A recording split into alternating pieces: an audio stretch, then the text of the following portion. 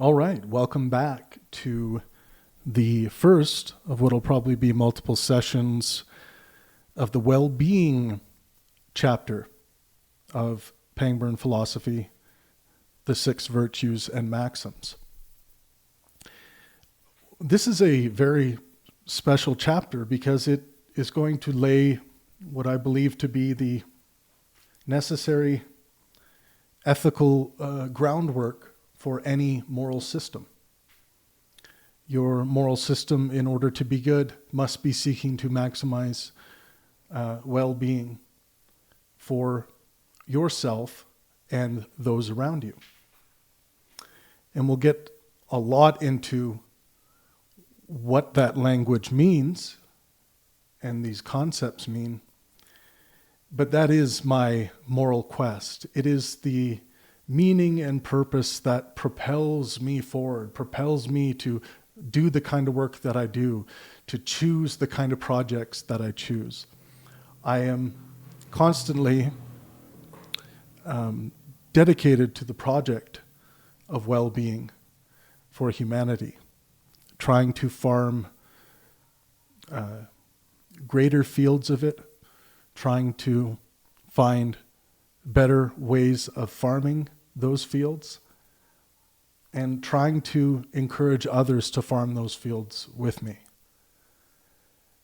And well-being would probably be one of the first great philosophical insights I had as I've studied over the years with regards to finding the right concept to encapsulate goodness. And we're going to discover, while we go through this adventure today and while we move through this concept that's often misused, is that well-being is this suitcase term that allows for you to put a lot of different things into it, but not all things.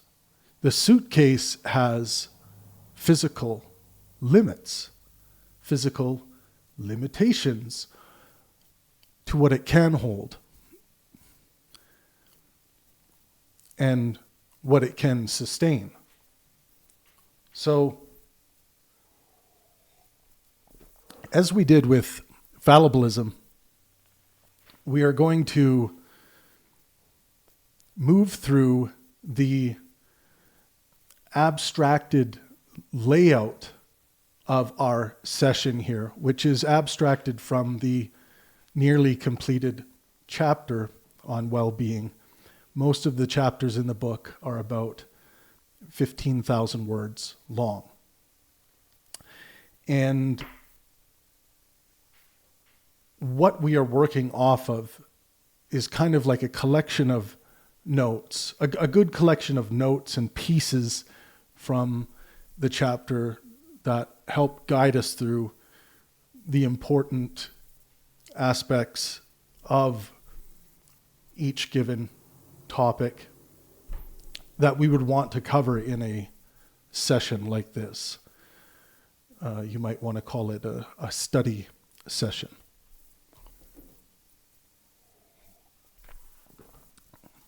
So, let's begin.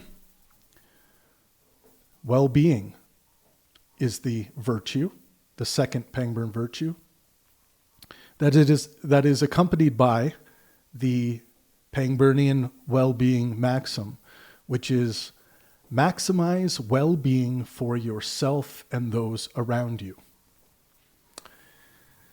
So let's go to the first section here, the human condition of well-being. And as we go through each section of the chapter, I will be inviting Thomas and Perry to join me for some dialogue related to those specific sections. I believe Thomas and Perry to be excellent, well-formed, wise philosophers. And I don't have them here because they agree with me on everything, although we do tend to agree on a lot of things, but they are here to help me check my work, the robustness of my work, and the descriptive nature of my work. They might catch some mistakes I've made, and I think it's important for writers to go through this process with their peers to make sure that they present their the great work that their writing hopefully deserves. So, the human condition of well-being. The question that animates Pangburnian ethics is not abstract. It is personal, practical, and unavoidable. How should a finite human being live in a way that makes life better rather than worse, both for themselves and for the people their life touches? This is the moral pressure behind the Pangburn well-being maxim. Maximize well-being for yourself and those around you. But that maxim does not arise in a vacuum. It arises from lived confrontation with breakdown, with burnout, harm, and regret. People generally do not start asking about well-being because everything is going well. They ask because something is eroding. Energy is leaking. Relationships are thinning. Bodies are protesting. Minds are tightening around fear or resentment. The maxim is not aspirational poetry. It is a response to experiential damage. Human beings are not robust by default. We are maintenance-heavy organisms operating in environments that routinely ask more of us than we can sustainably give. Sleep debt accumulates quietly. Stress becomes background noise. Self-neglect disguises itself as responsibility. And harm often arrives late, long after the choices that caused it to have hardened into habit. This is the condition under which the Pangburn Moral Project begins.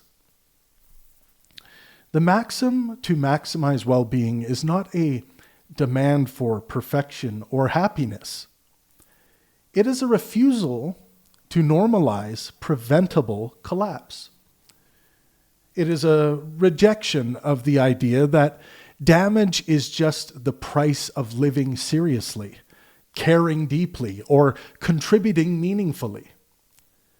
Pangburnian well-being starts from the conviction that human lives are worth stewarding, not consuming. Crucially, the maxim binds the self and others together from the start.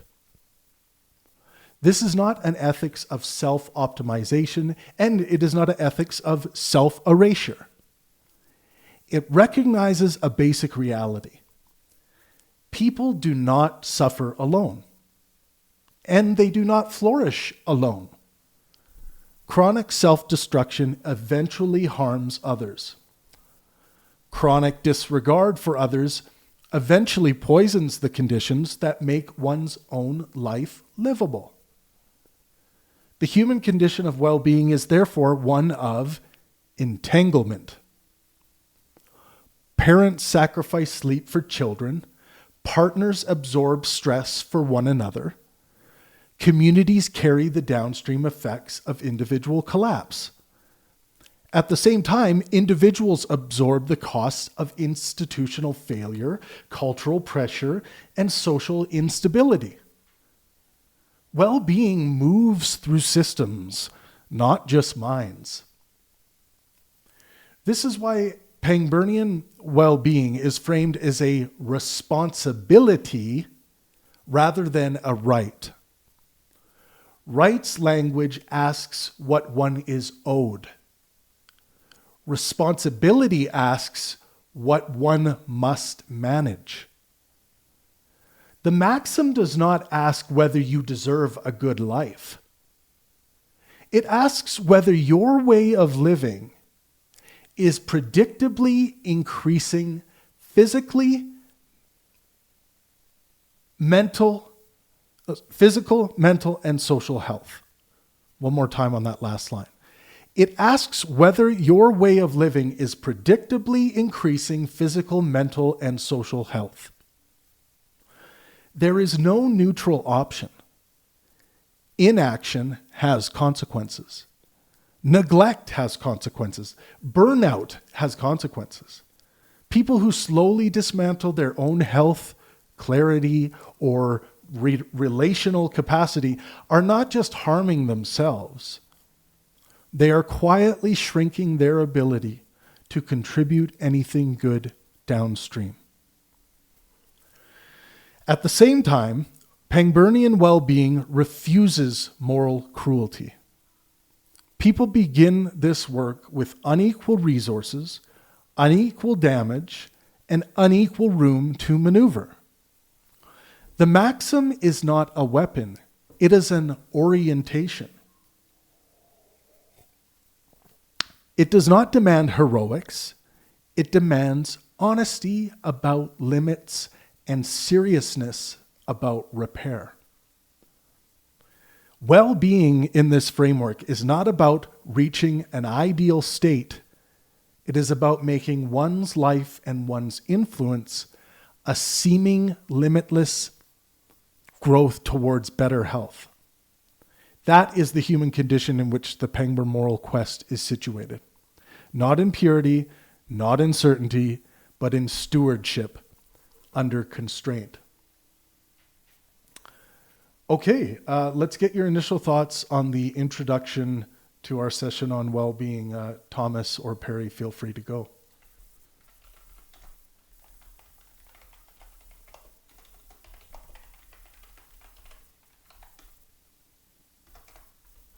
Oh, I'm not hearing my guys. Oh. There we go. My mic was doing the thing. So yeah, a lot of stuff that I could say. So as you said in the beginning, as a critiquer, as a friend, I'll try to not smuggle in too many of my own norms and stay as descriptive as possible. But given the topic, it may be inevitable. So you said a few good things that caught my attention. One is at the very end there, we'll start with, you brought up, there's limitations that we have. And, well-being is not something that we need to optimize or make it ideal and perfect. Maybe it goes back into the whole fallibilism thing. It's not a thing to perfect, but maybe a telos or horizon to steer by. You kind of mentioned at the end there, similar, like the feasibility thing. We need to acknowledge our limits and act within those limits of physical, mental, and so it's one thing on perfection. Well-being is, you said, a predictive model that we use to live our lives. It's not, the optimization thing. Now, this is what you said. It's not just merely like idealism, like political idealism or aspirations that we have. It's a response to our actual physical circumstance here in the universe. The descriptive nature of what we are. And so that would cover all of the bases, I think, physical, mental, and social. But we ought not leave out, and I know you would never, leave out the people who do find benefit, maybe mental health, through the pure aspirations that are kind of woo-woo and not really grounded in any physical kind of suffering that we may or may not have. I can totally go on that, but I'll stop there. We will. Yes, you're talking about making a well-being purchase over here for the cost of some well-being over here. We're going to talk about that in a specific section, but that is very important aspect of this. You know, obviously, not every situation that presents itself to us is going to allow us to maximize all three subcategories of well-being here equally. Something is going to miss out. And for good reason, sometimes for bad reason, but for reasons. But yes, we will get into all of that for sure. Thomas, what are your thoughts as we get introduced into well-being here? Yeah, I mean, I agree so hardcore with everything, especially responsibility, but I wanted to make a comment on what Perry said and what you said. Pragmatic judgment cannot be ignored in cultivating and extracting the absolute maximal efficiency from building well-being that we can. We have to be pragmatic, or else we fall into, well, frankly, bullshit that can harm us, and a lot of other problematic mental states from that.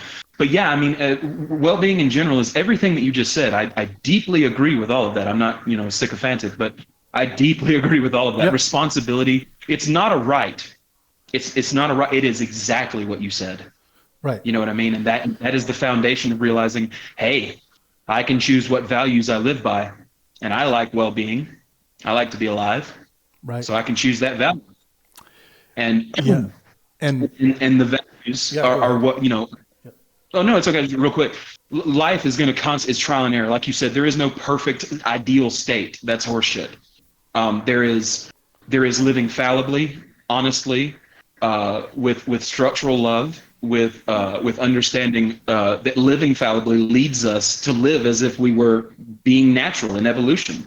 The things that we're selected for on the planes, like love, empathy, things that made it to where parents didn't just run off from their children after they came out of the womb. And we are a social species, all that kind of stuff. We don't heal or grow or nurture, build alone. I don't know anybody who ever has. That is just completely separate on an island unto themselves. And I think well-being is always going to be a social and an individual thing. That is one thing I do synthesize cognitively. But yeah, I agree so hard I could explode. Brilliant. What you've just said, Thomas, what reminds me to mention and will be mentioned throughout this entire chapter is that there are, of course, facts about well-being. So many, and once we get into the history, we will see how concepts of well-being in the past failed because they were either ignorant of or cared not to address the facts of well-being. Well-being is hard. It's tough. Yeah. And I also wanted to outline too, I am going to be using the concept when we're talking about responsibility. You're going to hear me use the concept of stewardship often. And stewardship is simply to mean, if you were to Google what stewardship means, the job of supervising or taking care of something, such as an organization or property. So, you will have stewardship in your home. You have the job of supervising or taking care of your home. You have stewardship in your home. I just wanted to outline that because it's going to be used when we move through the book in reference to issues of responsibility. May I quickly say something on stewardship really quickly? Yeah. It's kind of the same idea analogously in a metaphor of how I own my dog. Yep. I don't see it that way. I see it as I am a steward of this animal. Yep. Exactly. And they are just as important in so many different ways as I am. Not every single way, but in most every way, they matter just as much as my life. And that's just the way I see creatures, animals, nature. But anyway, yeah. And we are all stewards of our own well-being, in my opinion, and to the well-being of those around us. And this is the argument I try to make. Okay. With you. Well, why don't we get into grounding? What well-being is. So section 2, what well-being is and why it must be grounded. If the well-being maxim is to do any real moral work, it cannot remain vague. Maximize well-being is not helpful unless we are clear about what well-being actually refers to. Oh, someone unmuted. Okay, we're good. And this is where many moral systems quietly fail. They gesture at flourishing without ever anchoring it to anything real. Pangburnian well-being is not a mood. It is not a feeling. It is not a self-report. And it is not whatever someone happens to want most intensely in a given moment. Well-being refers to the functional condition of a human life. It concerns whether a person's body, mind, and social relationships are operating in ways that are sustainable, resilient, and capable of supporting continued agency over time. This definition is deliberately unromantic. It is meant to survive contact with reality.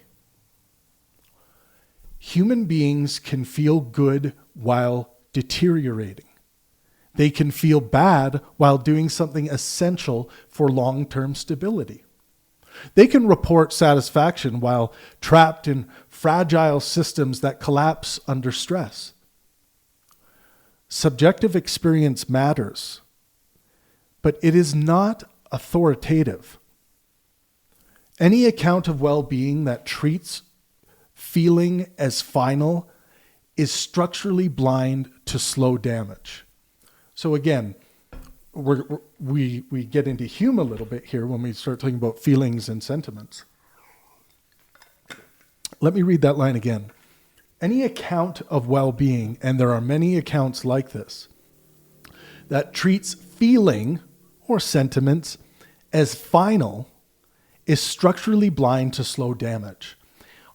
Our sentiments are everything we think, everything that comes out of us is born of our sentiments, intermingled with how we feel. We accept a particular belief for whatever reasons we would cite because we feel it is right to accept. So just because that is descriptively the case doesn't mean we can't do higher order, higher resolution philosophy to come to try to come to a more robust structure that is more directly connected to the reality of what we are as human beings. So again, any account of well-being that treats feeling as final is structurally blind to slow damage. This is why Pangburnian well-being must be grounded rather than idealized. It must answer to facts about human biology, psychology, and social dependence. Bodies require sleep, nutrition, movement, and recovery. If you didn't have recovery, you're kind of screwed.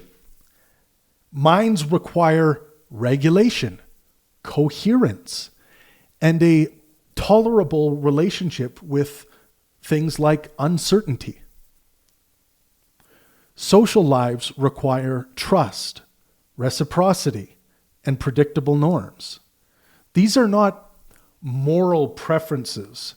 They are conditions imposed by the kinds of creatures we are. They are conditions imposed on us by the kind of creatures we are. Grounding well-being does not mean reducing it to physiology or denying its normative force.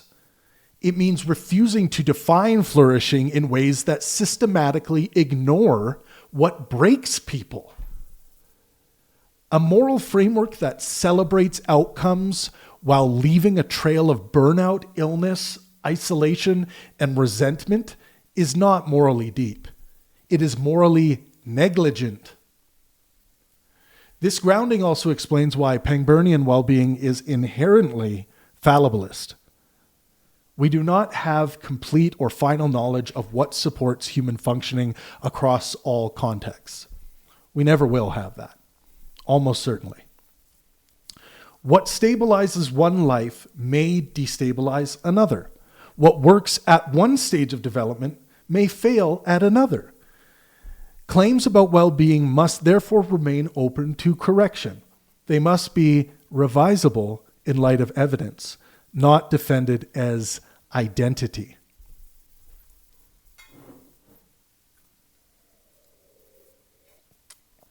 A common objection at this point is that grounding well-being risks imposing a single vision of the good life. This objection completely misunderstands the constraint.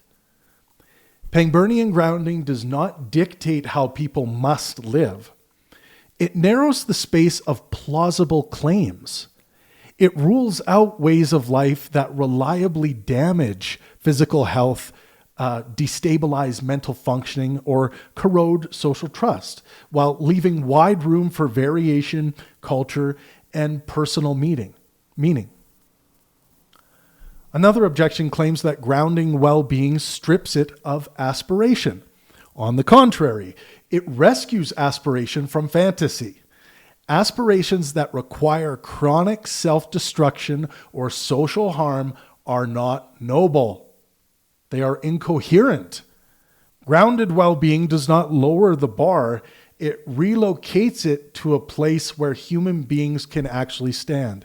If you remember in the well-being chapter, we talked a lot about, in the beginning, how it is imperative that we treat human beings and set goals for human beings that are consistent with what we actually are. Grounding those prescriptions in reality. Because if you're not doing that, if you're creating prescriptions for something else, like maybe Superman, then what are we doing? Prescribing everyone with the unattainable, seemingly unattainable goal of certainty? Or in this case, something like the maximum level of well-being, as opposed to attempting to maximize well-being, a maximum level that can be achieved. This is how unwise is it to set unrealistic goals? This should be unwise to you.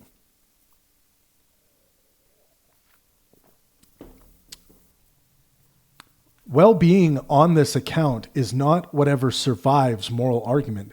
It is whatever survives sustained engagement with human limits.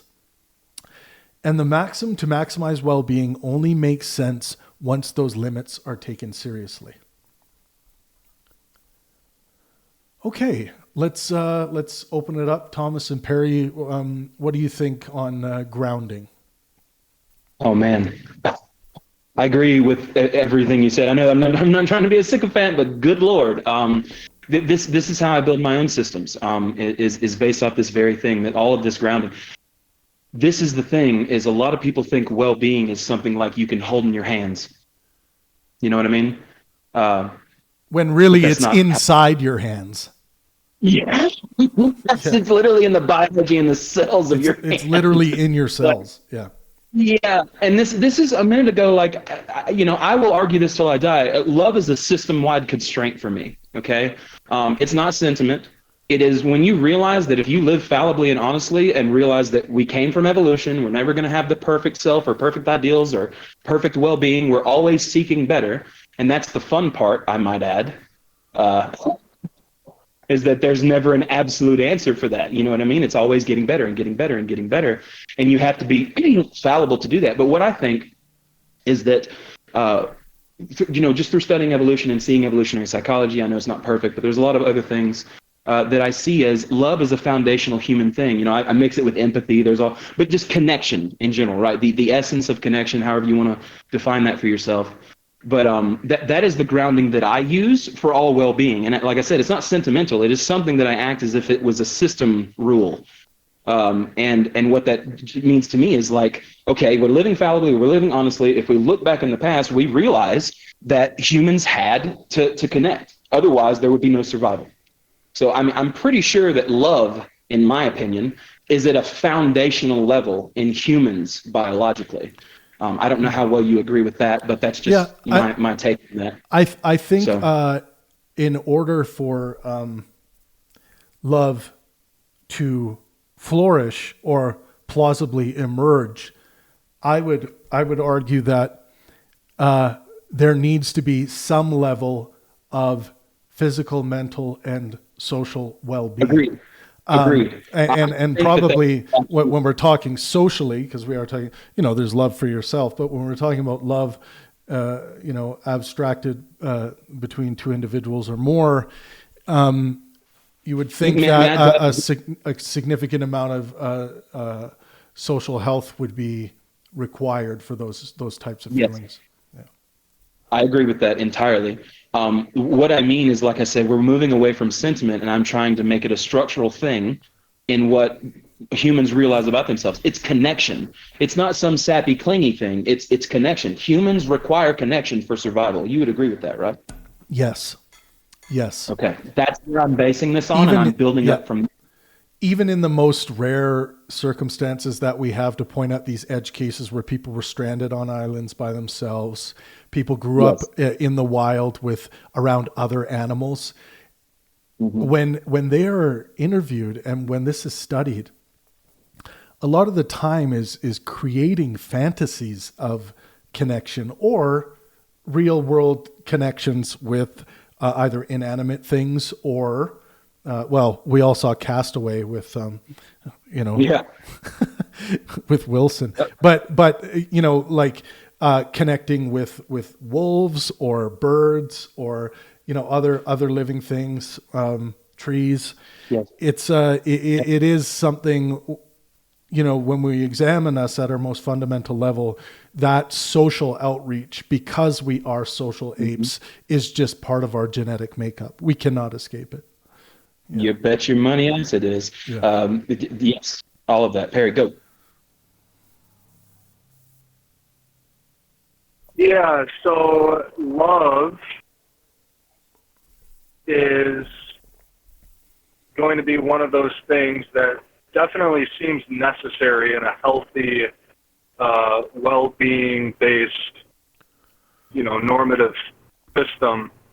So people can love a lot of, pretty shit things, disgusting things, and anti-health and well-being.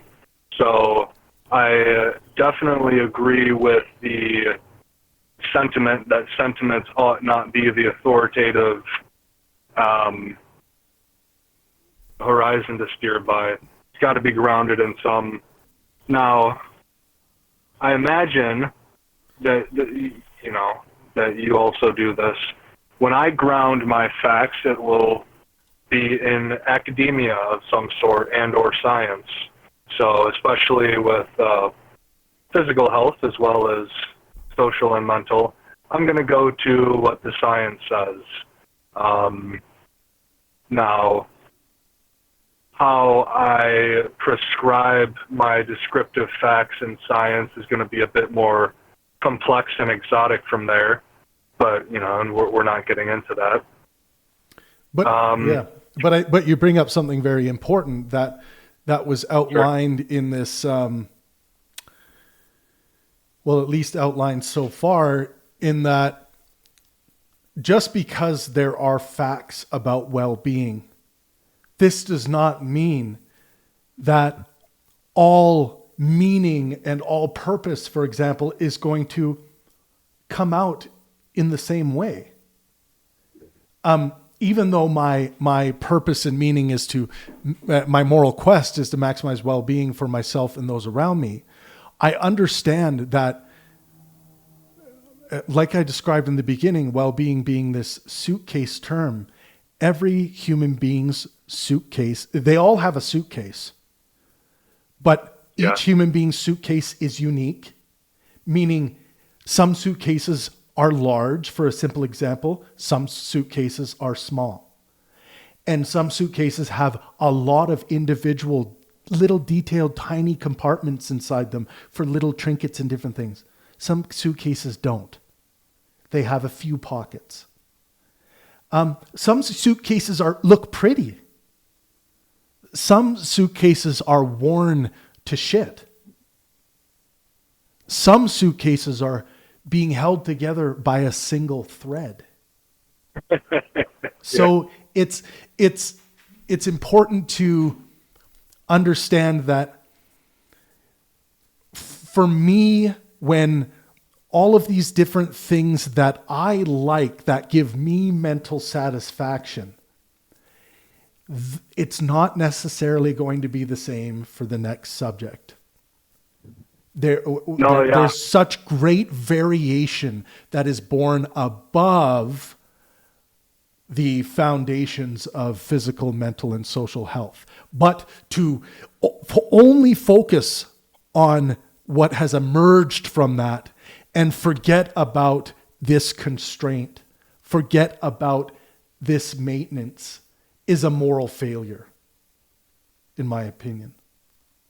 Yeah, on that point, whether it's too relevant or not, the body is pretty close suitcase-wise in terms of more or less general concepts and ideas that we can map on to most people physically with their body. Well, we could say, Perry, just to respond quickly to that, let's say we are all made of wood, but wood can come in many different shapes and sizes. Let's say the substance of wood being the human DNA. No, yeah, I mean, people are not only that, but sometimes born with, in a whole new form of wood, and all of a sudden you have patient 0 who's born with 11 fingers. Yeah. I'm especially speaking in terms of its relativity to mental and the psyche, which, at least compared to the body, is way more diverse and complex and not as cookie cutter as putting, a cast on for a broken arm. Yes. So, yeah. Theory of mind, forever moving, dodging, running, exploring. And I believe we will master this one day to a level in the same way that we've mastered what we currently call our physiology. But yes, a lot more room for variation when it comes to meaning by way of the mind and what's going on mentally. But what we will also get into is that all of this is interconnected. Physical, mental, and social health are all interconnected. They don't exist on their own monoliths. May I speak really quickly before I forget? Yes. So neuroscientifically, there is no difference between thought and feeling and logic and emotion. However you want to describe that, in your brain, throughout your neuron system, it's all firing at the same time. Now, that doesn't mean that they're absolutely the exact same thing non-dually, but they are synthesized. And this is another cognitive synthesis, and we have to realize is that you just try to separate either of those two, the whole picture falls apart. And understanding that that is the scientific basis, that there is no compartmentalized part in the mind that here's the thought module, here's the feeling module. It doesn't exist like that. And what was the other thing you said? Because I had something to make a point about that, and I really wanted to. It was the other thing. You remember? Maybe what Perry was saying about the differences between mind and body, at least from the how we abstract in science. Yeah. So in neuroscience, I can show you mountains of data. We are our body, your mind, your brain, your central nervous system, your cells, everything. You are your body. Yes. People think they're some kind of third-person observer. You are your body. Your philosophy is you. The way you chase well-being is in your body.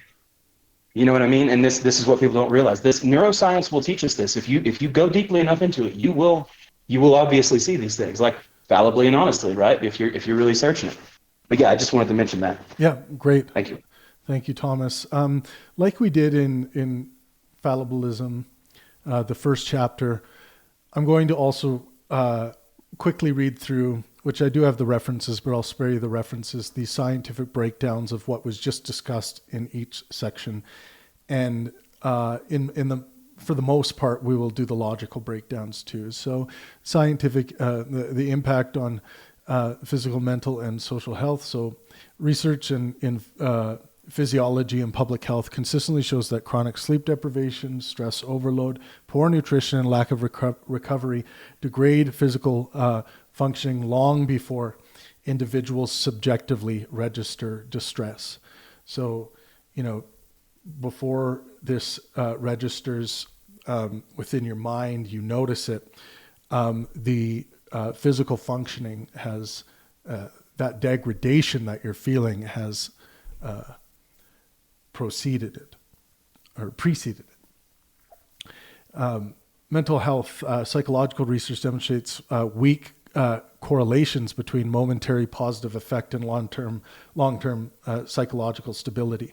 So again, psychological research demonstrates weak correlations between momentary positive effect and long-term psychological stability. So, living for these momentary positive effects has not been demonstrated to be a good path to long-term psychological stability. Constructs such as emotional regulation, psychological flexibility, and coherence of self-concept predict resilience and adaptive functioning far better than hedonic tone alone. And we're going to talk more about the difference between well-being and hedonism as well today. So the core claim of this section was that well-being is the functional condition of human life and must be grounded in biological, psychological, and social realities rather than subjective feeling alone. Okay, let's spend some time analyzing the Pangburn well-being maxim. Okay. Maximize well-being for yourself and those around you. When you hear that, before we get into some reading here, think about what your initial knee-jerk responses are to that. It's not a question. It seems to be a command. Maximize well-being for yourself and those around you. Okay. And then we'll reflect on how we feel about this concept, and maybe Perry and Thomas can think about what they first thought of this, because I know they've known of this maxim for quite some time, and how they feel about it now, or and whether they think it's a worthy moral quest. At first encounter, the Pangburn well-being maxim can sound disarmingly simple. It does not announce itself with technical language or moral drama. It makes no appeal to purity, heroism, or transcendence. And yet, When taken seriously, it imposes one of the most demanding ethical constraints a human being can accept. The maxim does not ask what you believe. It asks what your life is doing. To say maximize well-being is not to recommend comfort or pleasure. It is to impose responsibility for outcomes. It requires that one's patterns of living be evaluated not by intention, identity, or narrative coherence, but by their predictable effects on physical health, mental stability, and social trust. A life that feels meaningful but leaves a trail of damage is not excused by sincerity, nor is a life that is orderly and disciplined but corrosive to others. The inclusion of yourself in the maxim is morally non-trivial. Many ethical systems implicitly reward self-erasure. They praise sacrifice even when it produces long-term collapse. Pangburnian well-being rejects this distortion. A person who systematically dismantles their own health, clarity, or relational capacity is not acting virtuously. They are shrinking their future ability to do any good at all. At the same time, the inclusion of those around you rules out ethical narcissism. Well-being is not a private project. Human lives are interdependent, and the downstream effects of individual behavior are often substantial. Chronic volatility, neglect, resentment, or burnout does not remain contained within one mind. It spills into families, workplaces, and communities. The maxim demands awareness of this spillover. Importantly, the maxim does not specify a formula for maximization. It does not ask for total welfare calculations or omniscient moral bookkeeping. That omission is deliberate. The Pangburn maxim inherits the fallibilist architecture of Chapter 1. Human beings do not possess the knowledge required for global optimization. What we possess instead is the ability to make local judgments, revise them, and take responsibility for foreseeable consequences. This makes the maxim action guiding without being authoritarian. It requires seriousness rather than certainty. It demands that one ask repeatedly and honestly whether one's way of living is making life more stable or more fragile for the people it touches. A common objection claims that the maxim is too vague to guide action. But vagueness here is a feature, not a bug. The alternative is false precision. Ethical systems that promise algorithmic clarity typically smuggle in hidden assumptions about whose suffering counts and which goods matter most and which trade-offs are acceptable. Pangburnian well-being refuses that pretense. It demands judgment rather than obedience. Another objection claims that the maxim is too demanding. Must one always consider the effects of one's actions on others? The answer is yes, but not infinitely. Responsibility scales with proximity, power, and foreseeability. The Pangburn well-being maxim is therefore not a slogan. It is a standing moral pressure. It refuses the comfort of moral innocence. It refuses the excuse of ignorance when harm is predictable. And it refuses the fantasy that one can flourish alone. Maximizing well-being in this sense is not about achieving an endpoint. It is about orienting a life toward repair rather than accumulation of damage. Moral pressure that I am trying to apply with this maxim to myself and to others is precisely what I think we need to kind of kick ourselves in the ass a little bit to do much better than we are doing right now. When I look around the world, I don't see a world full of people who care for their own well-being and for those around them.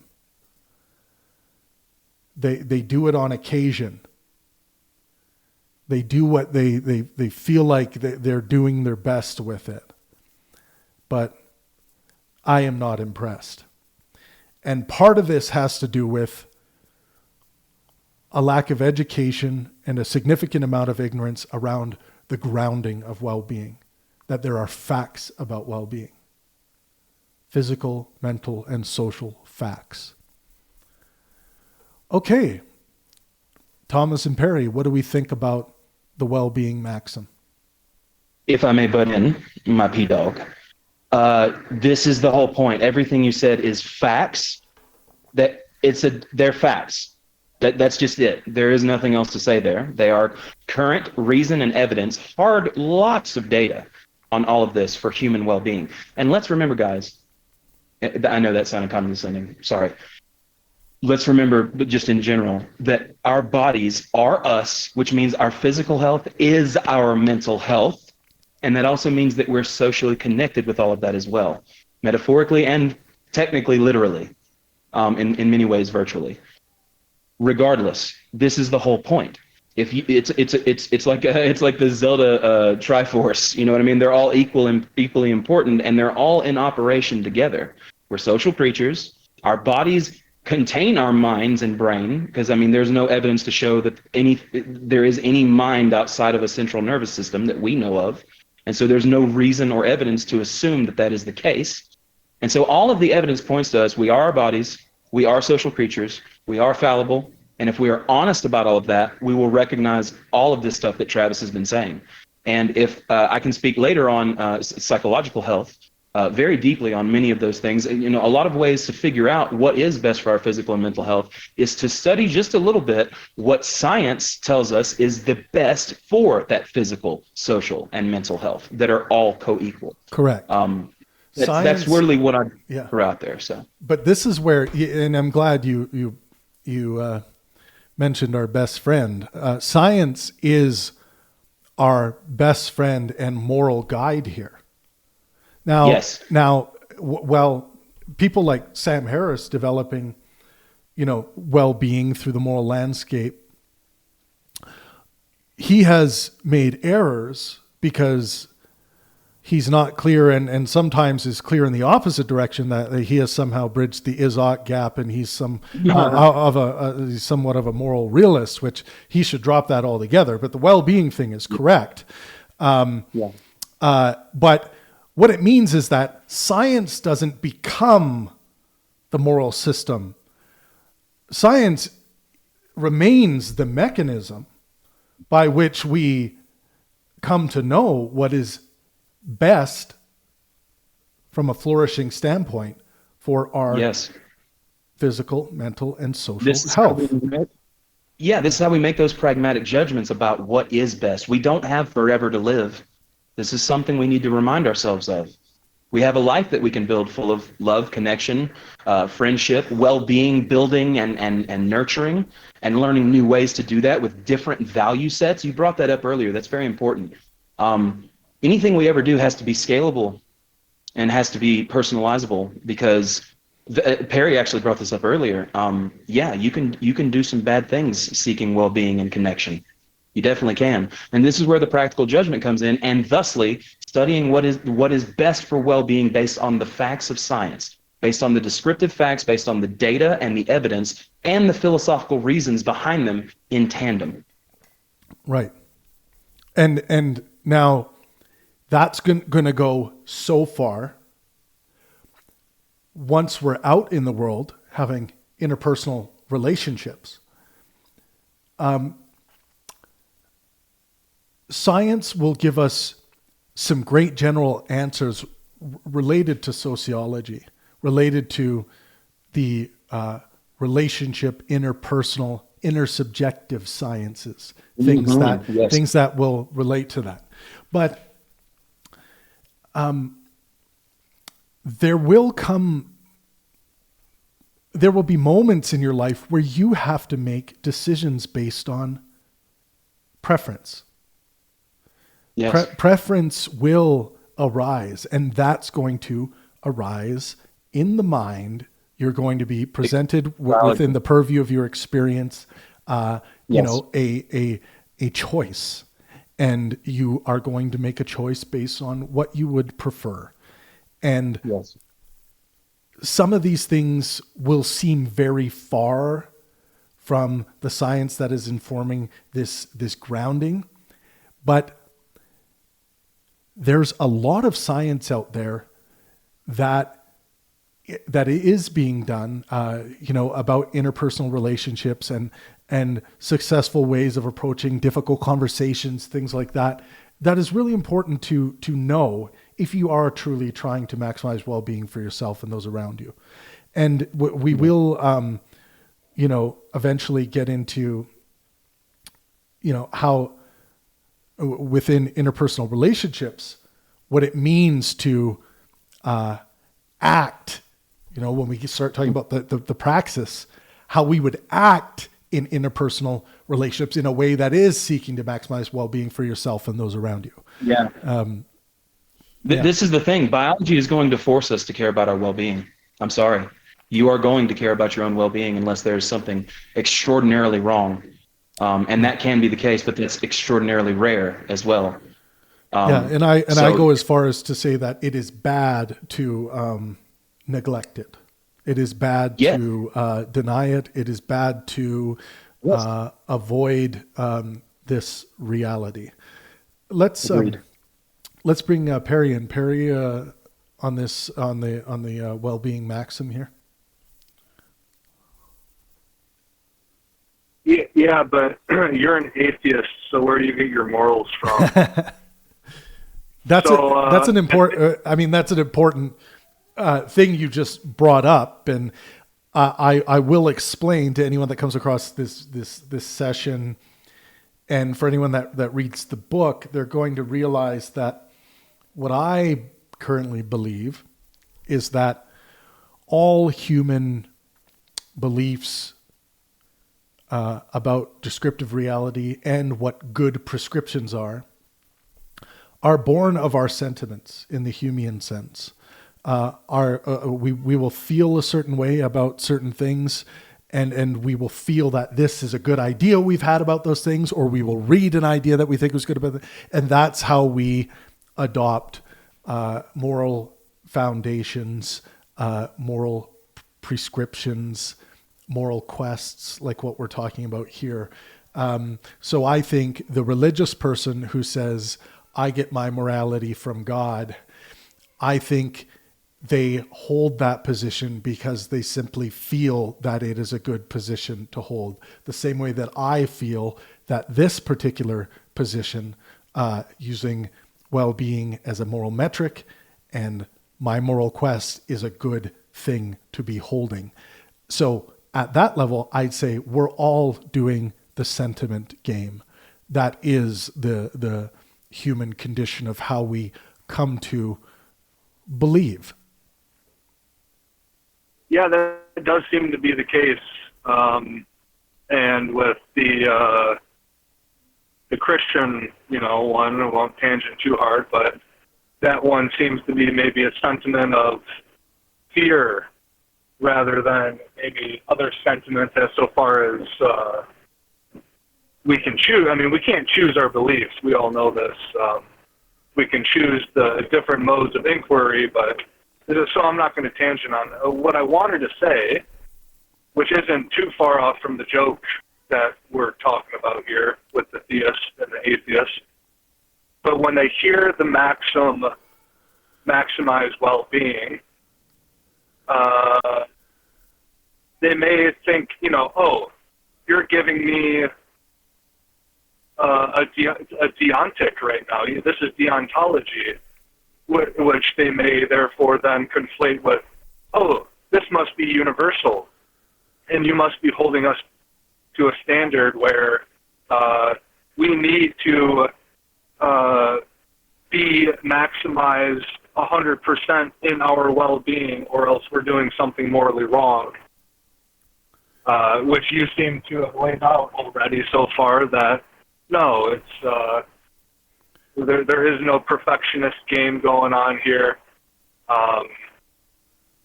So yeah, in fact, I will total universal. Yeah, in fact, I will. You just referenced the second objection in the writing, and the objection claims that the maxim is too demanding.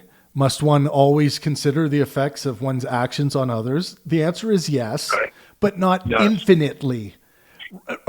Our responsibility to things scale with proximity, power, and foreseeability. So it scales based on what phenomena we are examining. And, I said I wouldn't smuggle in my own, but I'm going to consciously do it now. I say, intend to maximize well-being as best as you can, or as reasonably as possible. With every action we do, we're not going to be able to account for 8 billion people and their well-being and my direct and indirect consequences that I'm going to have on those people. But we do it to the best of our ability.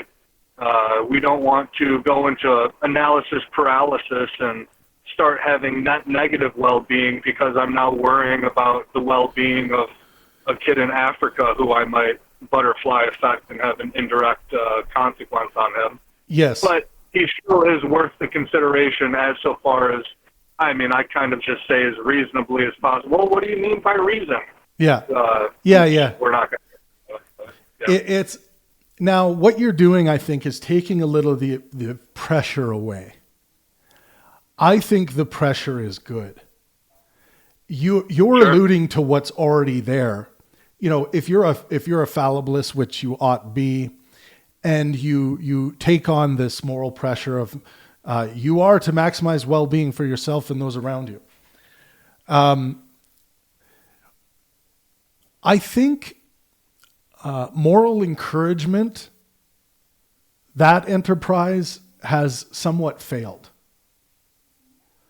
I don't think mere moral encouragement is enough. If there is anything that I could say about the dogmatists or the dogmatic pressures of some of the most detrimental world religions, is that within those religious structures, there was pressure. There's moral pressure. And pressure should not be looked at as necessarily bad. Just like, I'll give you an example. If you were receiving pressure from your doctor to stop eating sugar let's say as a diabetic who couldn't put the cookies down, I would consider that a good pressure. Other pressures, pressuring your boss to give you a raise that is quite frankly far overdue. Applying some pressure to your boss. That doesn't mean act in a way that seeks to minimize their well-being, but applying some pressure in order to maximize well-being in that case for yourself in a particular way. what do you guys think about the difference between moral pressure and moral encouragement? Well, I think the doctor one is especially, assuming this person is like, okay, you're going to die in 3.5 years, if just based on the stats, what other patients have done when they don't listen to this. You do now. Doctors have their own HIPAA standards, so they aren't going to necessarily entirely line up with descriptively this well-being standard. But in terms of the well-being standard, the pressure too, like the doctor, is much more appropriate, I think, than just the try it, give it a try. And if you don't like it, it's okay. You can go back to hedonism. No, it's something that even if you don't like it, you mentioned earlier with people go with their subjectivity and things that feel good, even if it's ultimately bad for them. Listen, no one likes to take their bitter medicine. That's why it's bitter. But it will ultimately be better for you and everyone else around you if you as an individual intend to maximize well-being. So the pressure is, I think, descriptively and normatively more appropriate than merely, advice, just moral or encouragement, I think you said. Mm-hmm. The pressure is much more applicable and appropriate. Thanks, Perry. Thomas? I second Perry on a lot of that. The weird thing to look at here is that we get our definition from well-being from the medical field, obviously, and as well we should. That's science. But their main Hippocratic oath is do no harm. But we all know, if we've ever studied biology or looked at surgeries or anything, you have to harm to heal. I mean, that is just necessary psychologically, necessary physically, however you want to view that. There is harm, like Perry knows this, going to the gym and working out. That literally tears up your muscles, but they have to rebuild. You know what I mean? And that's just how most things go with the human body. There is harm involved. There is pain involved. There is suffering involved with, actually healing and things like that. So I think about the Hippocratic Oath and I'm like, do no harm. I mean, yeah, that's what I would love to just preferentially say, but that's not human existence. And so that's another part of living honestly and fallibly, and why recognizing that well-being is the only way unless you want to be dead. It's just, I don't know. I agree with all the other stuff, so I'm not going to comment too much on that. Perry pretty much said everything that I would say. And then specifically, do you have any thoughts on the difference between moral pressure and moral encouragement? Yes. So the thing about this is the hard part. Another part. Pressure, like I can't make a good argument for why pressure would ever change minds in the long term, but like I could actually make maybe short-term arguments for where like it would absolutely be necessary, but that's like getting into trolley problems and stuff philosophically.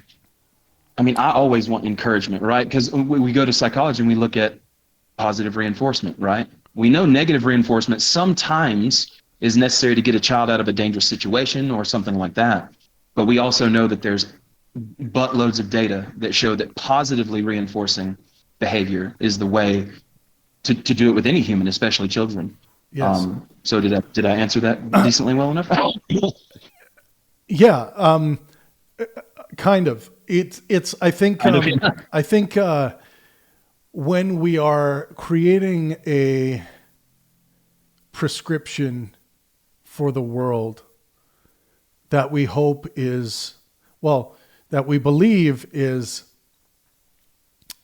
the grounding of goodness for all really conceivable moral systems, that you must consider physical, mental, and social health when engaging in moral deliberation. Yes. I mean, I literally, that's the foundation. I do think that sometimes encouragement is not enough. And I agree. And I think that the moral pressure of the maxim, instead of saying, I hope you get out there and maximize well-being for yourself and those around you. That's not enough. Like I always do. Like I always do. I tell people that I have that hope. So in communicating the ideas, yes, there's a lot of different ways to reinforce. I see the nuance now. Yeah, I see the nuance that you're going to. So yes, I deeply agree with that. But as the moral quest, I think it's too serious to make it sound like a suggestion. Yes, it is. This is not a suggestion. This is what I believe you must do to be good. Yes, I agree. And I believe that we should push this as much as we can, honestly and fallibly. And I'm not saying that one must adopt the Pangburnian framing of it. I'm just saying that if you're out there in the world and you are about to act on someone, let's say, and you are disregarding either their physical, mental, or social health, which unfortunately a lot of time this is the case, then I would say there is bad in what you are doing there. It's not that everything you're doing is bad, but there is bad in what you're doing. Yes. So it's not enough for us to stand on the side of the street and hand out a flyer that says, if you can get to it today, can you, maximize well-being for yourself and those around you? It's too important. And, like I said, if you want to be dead, sure, ignore well-being. But in spreading well-being and nurturing and building it, if you are not attempting to teach others this in a non-preaching way, and share these facts about reality with them, I believe this is our moral duty and responsibility to help the human race survive and thrive. Is that something you agree with? It is. And I want to bring Perry back in because we are playing in a dark space morally when we're talking about moral prescriptions, when we start talking about moral pressure. It's an interesting space to be in. How much pressure is too much? By moral pressure, can we mean just a little friendly push? Sure. Moral pressure can mean a little friendly push. But if we examine the history of human moral pressure, it hasn't been a friendly nudge. Perry? Yeah. So I agree with your earlier statement that this wasn't exactly what your statement was, but we see what's going on in the world right now, and much of the good that's lacking does come from what seems to me a place of people being too kind of self-centered or not trying to trying to maximize well-being for just themselves, which, according to your definition, wouldn't even be coherent. It has to also include the people around you. So the pressure, certainly from a geopolitical scale, we can say, is not sufficient. Now, I wanted to bring something up. Lightheartedness is a virtue of yours, which has, I believe, helped me quite a bit as I find myself being heavy-hearted on quite a bit. Morals is one of those things that I especially have trouble being lighthearted on, because I do take it so seriously, and I think that if anything is, important enough to be heavy-hearted about, it's this. So the pressure, I think, ought to be proportionate to whatever subject or group of people you're talking to. If you're talking to a bunch of hedonist nihilists, who don't care about, anything but their own feel good, the pressure might need to be cranked up a notch. If it's, it's going to be context dependent. Well, yeah. And this is all scalable, and I'm glad you brought up lightheartedness, which we will eventually get to in one of the chapters. But how could we even go about applying something like moral pressure and leaving lightheartedness behind?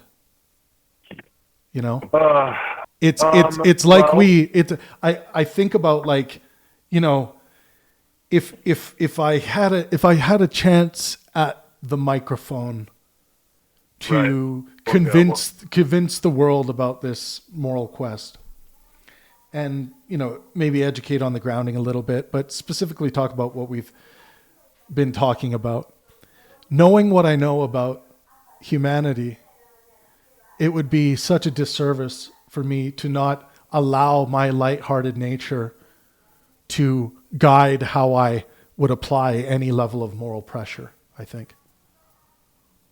Yeah, no, I agree. That's the right way to go about it.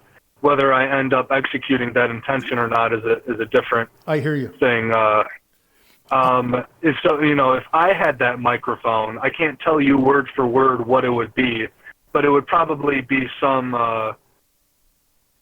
nice little joke, a nice humorous pun, or some irony to give a nice one-liner, which also includes the necessity, dare I say, absolute necessity to promote well-being in the way that we're discussing.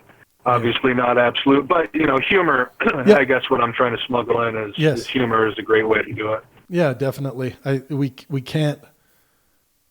I think if we as soon as we remind ourselves even of lightheartedness as we are talking about this idea of moral pressure, it takes an edge off. There's something in my interpretation of thinking about it, with that knee-jerk reaction to it. Well, we've seen the moral pressures of humanity, and we've seen the great evil born out of such moral pressures. But that doesn't mean that all moral pressures need to be bad. They can be done in a way that's seeking to preserve well-being, in a good faith, helpful way, in a way that is lighthearted, in a way that is patient. All the things that we will get to once we start synthesizing these virtues. Yeah, go ahead. Well, I was going to say something really quickly on lightheartedness. Can I just slip it in real quick? Is that okay? Yes. So we know more neuroscience data, and I'll spew that as long as I have to. Get me back on track. I'm sorry. I literally just lost my thought. What did you just say? We were talking about lightheartedness. Yes, lightheartedness. Yeah. Good Lord. Okay. Yes. Sorry. So yes, there are papers and papers and papers on how if we ignore lightheartedness and all of that, what it entails, there's papers on it. Just go look. It destroys the seeking of well-being, because it literally just deletes our inner child, the child that wants to play and have fun and love and connect and be open, the part that we need, to be able to be like, hey, we do need to be lighthearted when we're seeking well-being, but this is also serious. Yeah. You know what I mean? We can feel both of those things at once. Yes. This is what people don't realize. And synthesize. So, I just wanted to say there is a lot of data showing that lightheartedness is the way to build better well-being. Yeah, and once we get to the lightheartedness chapter, it's kind of funny, which is kind of hilarious that it's part of lightheartedness, but heavy-heartedness literally kills people. It literally kills people. Yes, it does. There's papers on that too.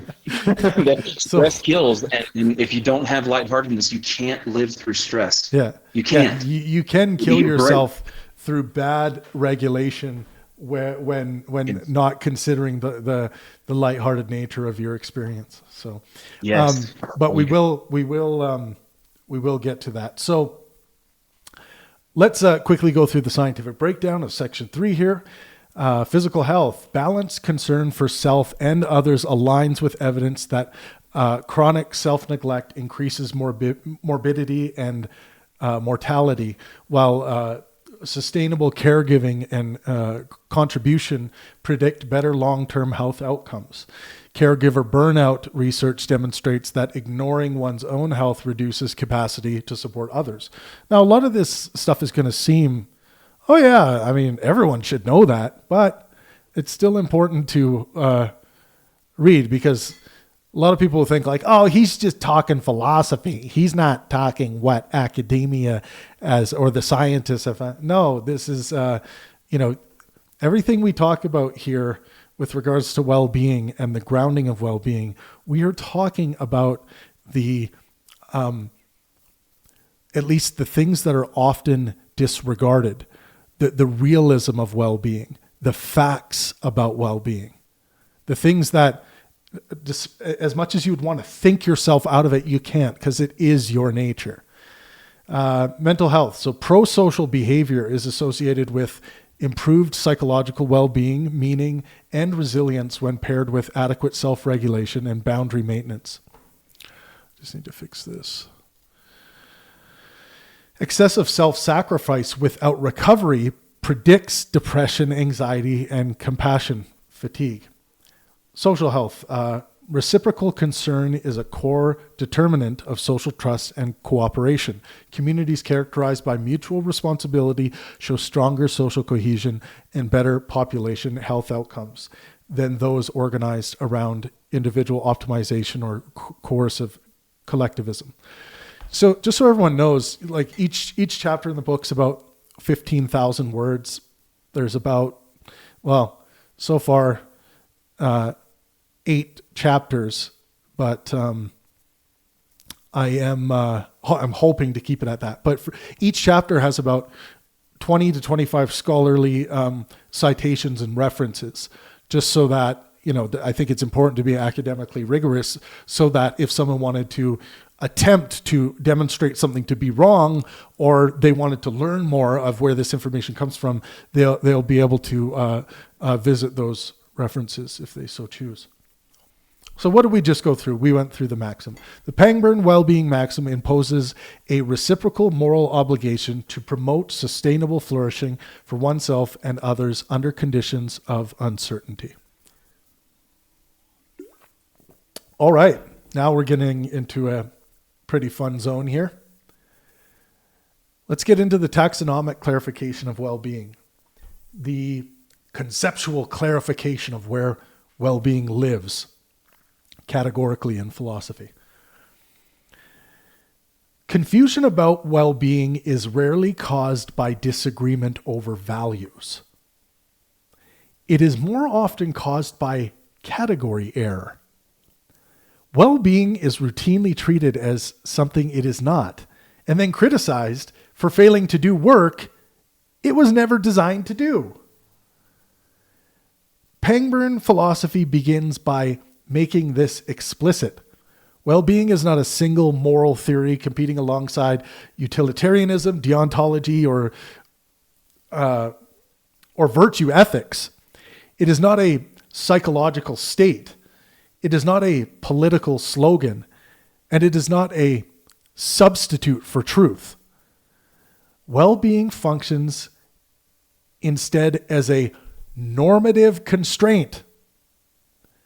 This was the same as how fallibilism operates, right? Well-being functions instead as a normative constraint on moral reasoning and action. It specifies what ethical systems, personal values, and social institutions may not ignore without becoming destructive.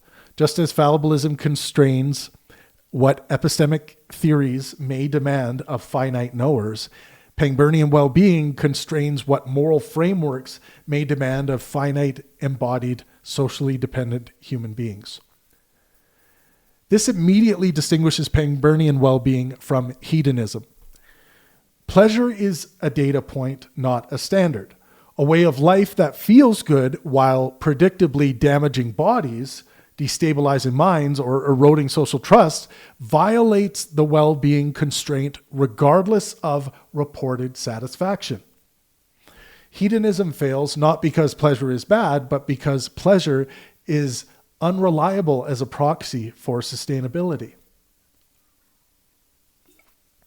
It also distinguishes Pangburnian well-being from desire satisfaction theories. People can desire outcomes that harm them or others, especially under conditions of fear, deprivation, or identity pressure. Treating desire as authoritative confuses intensity with wisdom. Pangburnian well-being instead asks whether fulfilling a desire actually improves functional stability over time. Nor is Pangburnian well-being equivalent to utilitarian maximization.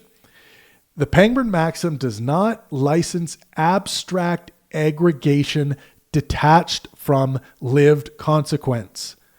It does not ask for total welfare calculus.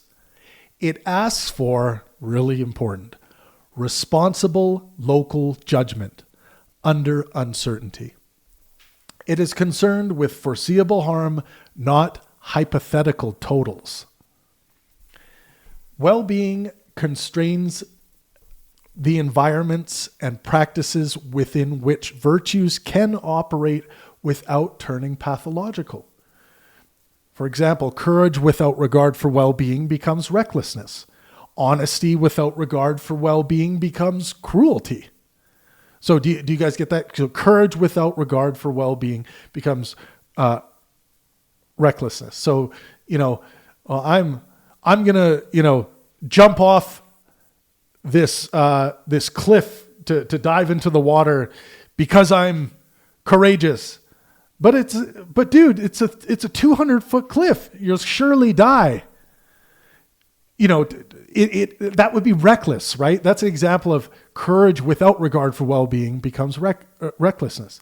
Honesty without regard for well-being becomes cruelty. So go up to your grandma and say your grandma's wearing some kind of old style dress, just a rancid color. You think it's the ugliest thing you've ever seen, and you go up to her and you just say, that is the ugliest dress I've ever seen, Grandma. Like, what are you doing? That's disgusting. It's like, honesty without regard for well-being becomes cruelty. Discipline without regard for well-being becomes self-harm. So let's say if you're a disciplined athlete, let's say you're in the gym constantly and you have no regard for your own well-being. That doesn't matter. What matters is being disciplined. Even if you're kind of hurt, you're going to still power through it. This can lead to self-harm. In this sense, Pangburnian well-being occupies the same architectural role in ethics that fallibilism occupies in epistemology. It does not tell us exactly what to do in every case. It tells us what kinds of moral reasoning are unacceptable. Any moral system that normalizes sustained damage to physical health, psychological stability, or social cohesion is disqualified, regardless of how coherent it appears internally. This taxonomic placement also explains why Pangburnian well-being resists ideological capture, because it is constraint-based rather than blueprint-based. It cannot be monopolized by a single political, religious, or cultural vision. It is portable across disagreement precisely because it binds all visions to the same human limits. And this is something, just quickly before I finish this is something we're going to talk about in the final chapter, how Pangburnian well-being must be considered by everyone, Jews, Christians, Hindus, doesn't matter who. If they're practicing their religions without any consideration for the physical, mental, and social health of the subjects, then it is bad, or at least a grounding for something bad to occur. Well-being, categorically understood, is not a goal to be achieved once and for all. It is a load-bearing condition for moral life itself. When it fails, moral language becomes detached from consequence. When it is respected, moral disagreement can occur without collapse. That is where Pangburnian well-being lives, not as an answer, but as a boundary. It's a boundary. I got to read this one more time because I think it's more important, and then we'll open it up to Thomas and Perry. This taxonomic placement also explains why Pangburnian well-being resists ideological capture, because it is constraint-based rather than blueprint-based. It cannot be monopolized by a single political, religious, or cultural vision. It is portable across disagreement precisely because it binds all visions to the same human limits. Okay, Perry and Thomas on taxonomy. If I may. Yeah. Oh my gosh, so much to go over here. Lord have mercy. Okay, so how you said, values without well-being fail. And this is because, guys, well-being is the substrate of, if you want to consider this, human existence. Without it, we don't exist. If we want to exist longer, yeah. It honestly is how I measure, Thomas, how a religion is doing, for example. How good is this religion being practiced today in this particular area? Absolutely. Well, I want to know how it's affecting the physical, mental, and social health of its subjects. If it's causing detriment, it is doing bad. If it is causing stagnation, that's not very good either. If it, in some areas, is maximizing their well-being, maximizing their physical, mental, and social health, I will give it a thumbs up. It doesn't matter if I'm an atheist. I will give it a thumbs up. I agree. And it's funny because they're the ones who are always like, well, why care about well-being? Be like, dude, come on, man. You're standing here talking to me. You're telling me that you don't want to elongate your life? Like, don't do that. You know, it just seems disingenuous. Also, if it's a Christian, Thomas, standing before us, you don't think they cared about, even though there's perverted failures in the Old Testament and the New Testament, but you don't think in Old Testament and New Testament Christianity, they weren't trying to maximize well-being for people? Yeah. Of course they were. It's everywhere. God doesn't want us to live. Yeah. God doesn't want us to live well. Like, what the hell is going on there? Yeah. So in the final chapter of the book, I do get into this in great detail as to how this prescription of mine, the 6 Pangburn Virtues and Maxims, I am prescribing them to everyone because I know everyone's purposes, whether they're religious purposes or whatever, will be better served if they incorporate and embody these 6 virtues and maxims into their life. And also one other thing to add there is that I will also demonstrate to them how within their ancient texts, their leaders, preachers, writers are also telling them in different ways to maximize physical, mental, and social health. Some of the ways and some of the teachings must be thrown away. But this kind of soft serve Christianity of today that like accepts homosexuals and, you know, it accepts things nowadays that were at one time, you know, punishable by death. This is what I'm talking about. What people are doing is they are making their own well-being assessments. Yes, they are. And I will demonstrate this in the final chapter, or I have. We just haven't got there yet in this session. Go ahead, Thomas, if you had more, and then we'll. You're good. You're good. No, you're good. I wanted you to get that out. You know me. I'm just jumpy and interruptive and all that stuff. Anyway, so I want to speak. Basically, it's just, of course, the books are telling them to go forward with well-being. They need to stay alive to worship, and that would be the problem. the worship, all of that, right? Yes. If that's a part of your values, that is immediately against human well-being. We can show that. We can show that when you psychologically place something on a value pedestal higher than the species that you're a part of, that's a problem. That is going to cause issues, all kinds of against well-being issues, if I may be so colloquial. Right. So I would, my response to that is it plausible in any way to formulate a way of worship that would not cause a detriment and perhaps seek to maximize well-being for the individual? I think these things can be constructed, but I'm not seeing many examples of it in what has manifested. So I don't mean that in like a Nivekian kind of way. Shout out to Nivek, but I seriously I that is indeed possible and doable. Plausible. Yeah. And so I don't see why we couldn't teach someone, or we all couldn't teach ourselves, and to find some way in which worship can be seen as something not devaluing, right, but something is enhancing well-being. If we can reframe that might be a lot of what people need in that instance, because I think may be the way they commune and connect. You know what I mean? And I'm adding my response for those out there that might feel that they can't imagine their lives without worship. Is there a version of worship that may in fact elevate their well-being and a way of practice? But your critique against the types of worship we have seen manifest,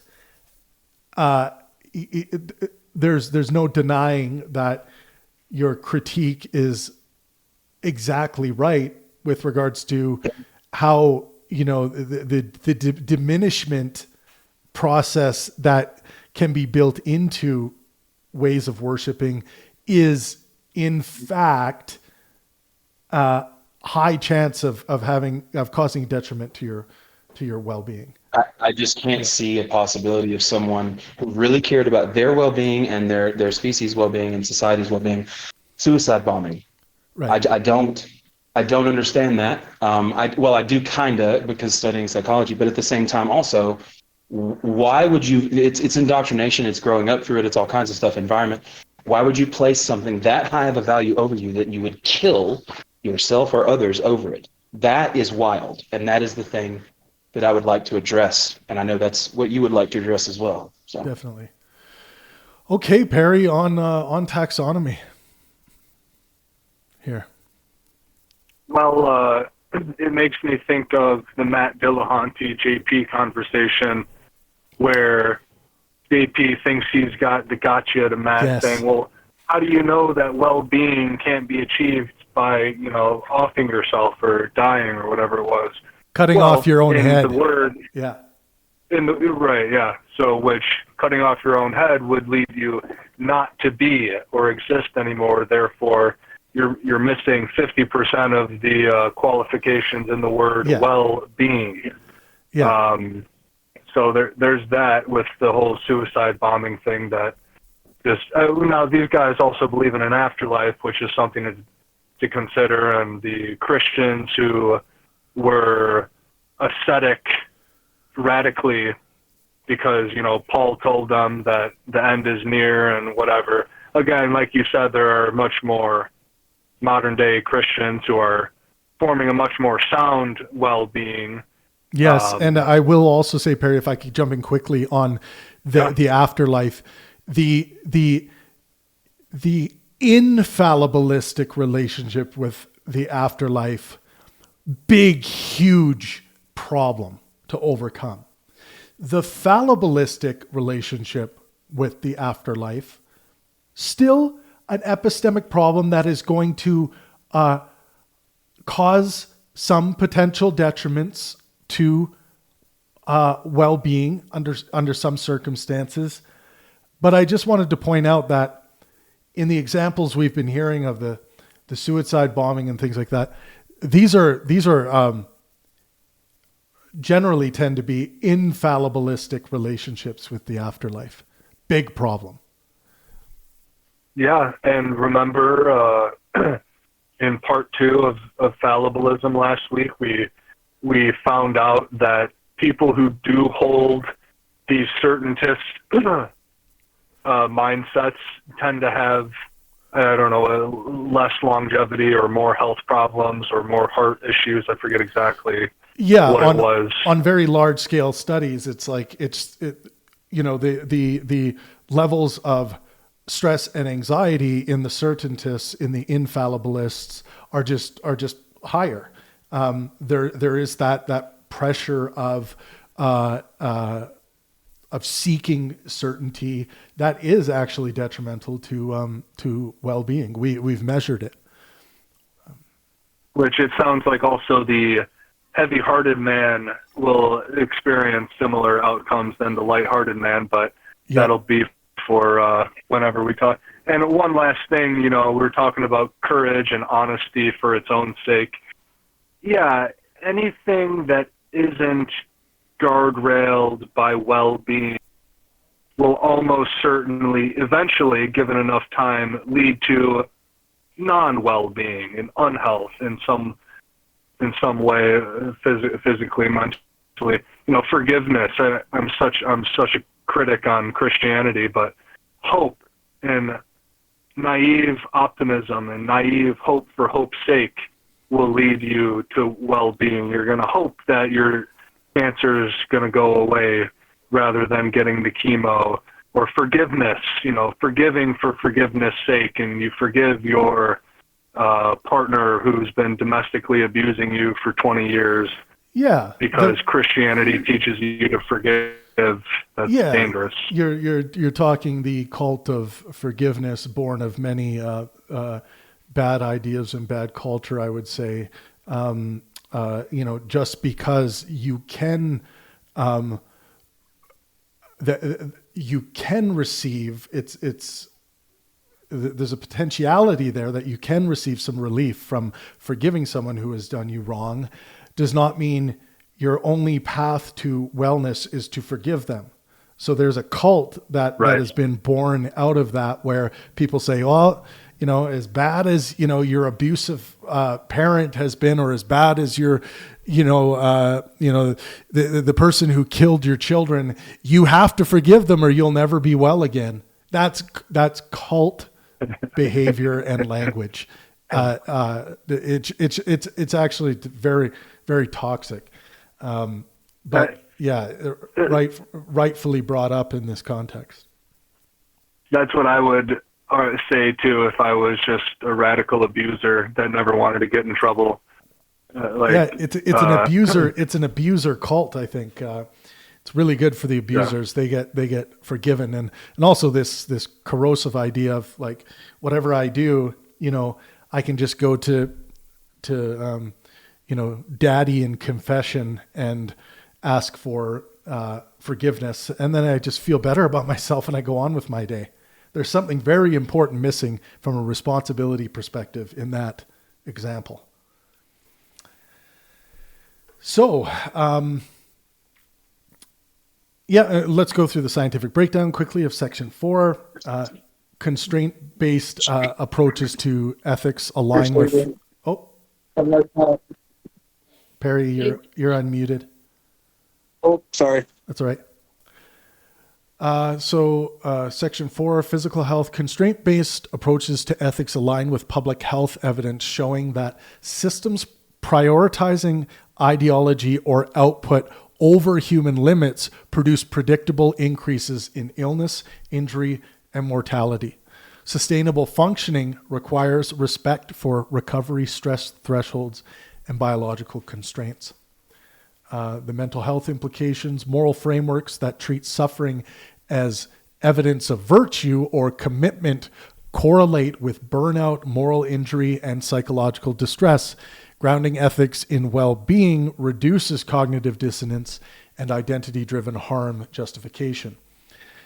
And social health implications of this taxonomy. Societies that enforce moral or ideological conformity without regard for well-being show reduced trust, increased polarization, and institutional fragility.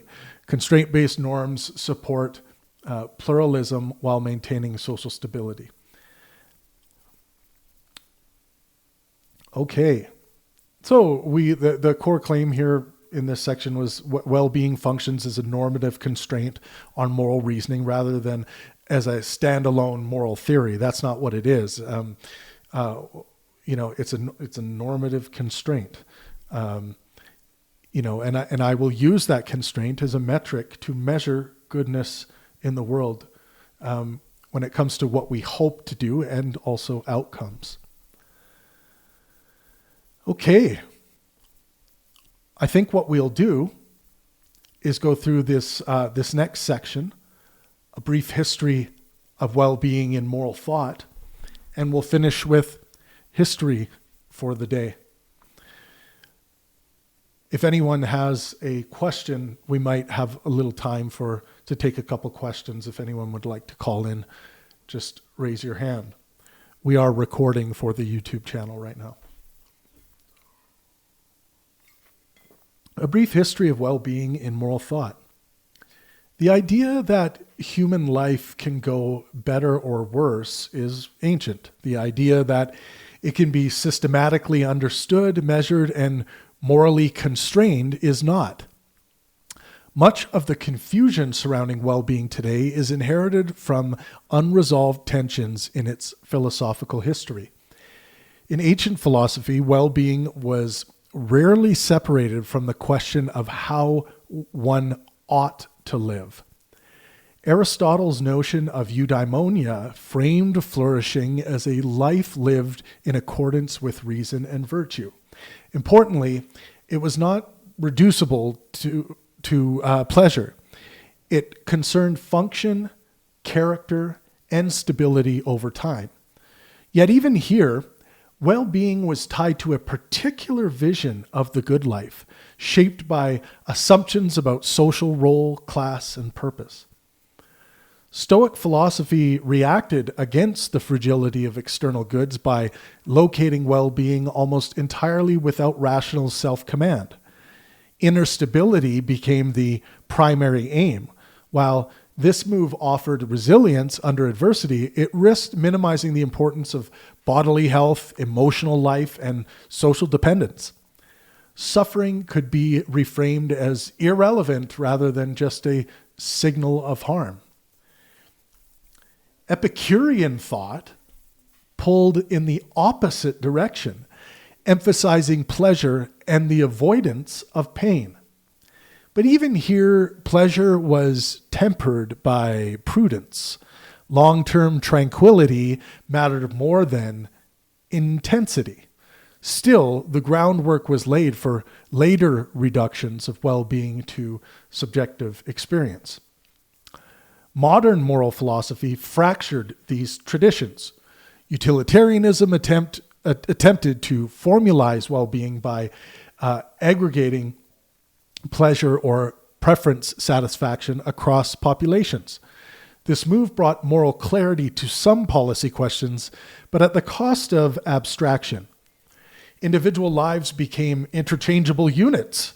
Trade-offs could be justified at scale without adequate attention to localized damage. Deontological ethics largely sidestepped well-being by focusing on duty, rights, and rule following. Harm could be morally permissible if it occurred within the bounds of principle. Well-being became secondary, sometimes incidental to moral correctness.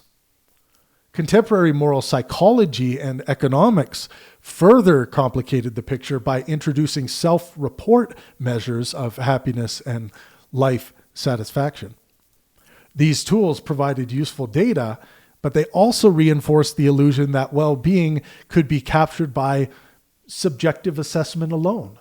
Structural fragility, slow harm, and adaptive preference were often missed. Pangburnian well-being emerges as a response to these historical failures rather than as a continuation of any single tradition.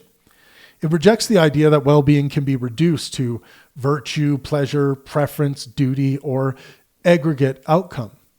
At the same time, it refuses to discard the insights each tradition uncovered. From Aristotle, it retains the emphasis on function and sustainability. From the Stoics, the recognition that inner regulation matters. From utilitarianism, attention to consequence. From modern psychology, empirical humility. What it rejects is the elevation of any one of these into a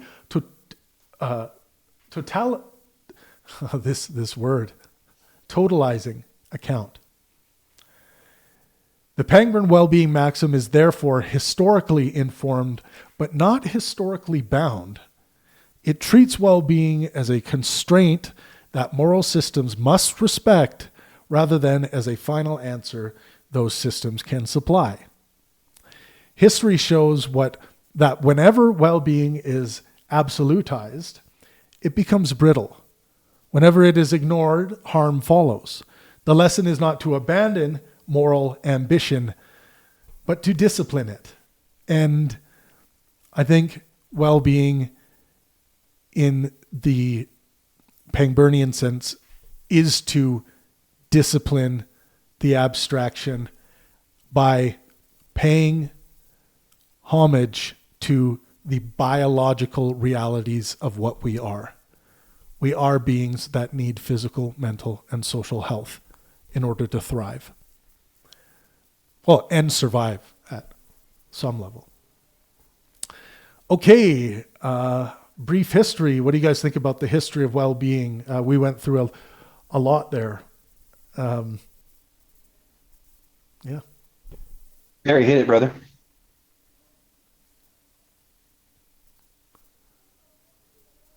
So test, there we go. Yeah. There you go. Yeah, I love history. One of the things that, from a meta kind of abstract level, that I was able to unveil as time went on, is that when learning about all of these traditions, Epicurus, Aristotle, SPA, all those guys, we don't need to choose one and then form our moral system off of just one. So, you know, what you've just outlined is the biggest gripe I have with so many academic philosophers I talk to. I talk to them and I wonder why I am speaking with so many philosophical historians who have embodied a particularized version of some school of thought as opposed to a philosopher. There's a difference between a philosopher and a philosophical historian. So I just needed to and that. No, I mean, I'm right there with you. I don't like being, it may be like that I don't like being told what to do or what I am. Maybe that's just the rebel in me, right? But it's like, oh, I like Aristotle and his eudaimonia. Oh, you're a virtue ethicist. Okay, well, here's all of the critiques against virtue ethics. Right. I think Epicurus had some really good. Oh, so you only care about this, that, and the third. No, my moral framework is a conglomeration of consequentialism, deontology, virtue ethics, if you really choose to go down the category route. And which are in themselves amalgamations of so many other branches that go back. Right. Yeah. Yeah. True. I thought it was interesting as I was reading the history, writing the history of this, how different, how uniquely different the approaches to the well-being question, which often is related to the conversation around what a good life is, how different those conclusions were, and how, and how they're all right if they're only if they only realize that this is just one small element of what well-being of what can become of well-being, or what well-being can include, I should say. I just found it to be quite fascinating that the tradition is so specified when opening up to understand what like the spectrum sits on. I don't know. It just the I just am shocked that the intuitions were so stringent. But a lot of it has to do with me sitting here on the shoulders of giants who have, formalized such beautiful theories in physical, mental, and social health, in a very empirical academic way. So part of this is because they didn't have it. Yeah, that's true. I mean, the history of morals, the history of ethics. Wow. Perry's right about all the SPA and everything. The thing that has destroyed us, and you know this, is the search for the perfect moral system. It's about moral synthesis. Perry's dead right.